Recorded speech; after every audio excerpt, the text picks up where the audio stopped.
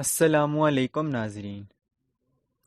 امام کائنات امام علی علیہ السلام لوگوں کو دین کی تبلیغ کر رہے تھے اور کہنے لگے کہ اے لوگوں، اللہ بہت مہربان ہے، وہ کبھی کسی انسان کا برا نہیں چاہتا، بلکہ انسان کے کچھ اپنے فیصلے ہی اس کے لیے پریشانی کی وجہ بنتے ہیں۔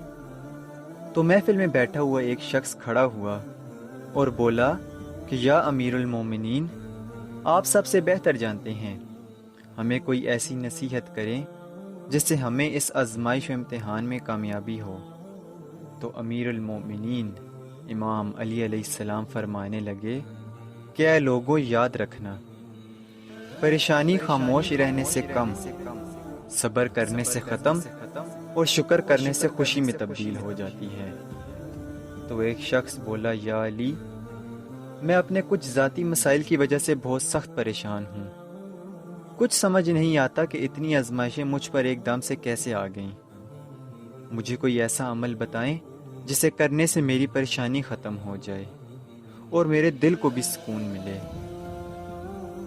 یہ سننا تھا کہ امام علی علیہ السلام فرمانے لگے کہ اے بندہ خدا، ایک ایسا وظیفہ ہے جو اللہ تعالیٰ نے ہم اہل بیت کو عطا کیا، جو ہم پریشانی میں کرتے ہیں اور اللہ کے حکم سے وہ پریشانی ختم ہو جاتی ہے۔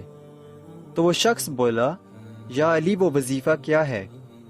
تو امام علی علیہ السلام فرمانے لگے کہ اے بندہ خدا، نماز مغرب کے بعد 27 مرتبہ رسول خدا صلی اللہ علیہ وآلہ وسلم اور اہل بیت علیہ السلام پر درود بھیجو، اور پھر 27 مرتبہ سورہ فاتحہ پڑھ کر دعا کے لیے ہاتھ اٹھاؤ اور کہو کہ یا اللہ، اپنے پیارے نبی اور اس کی آل پر رحمت نازل فرما۔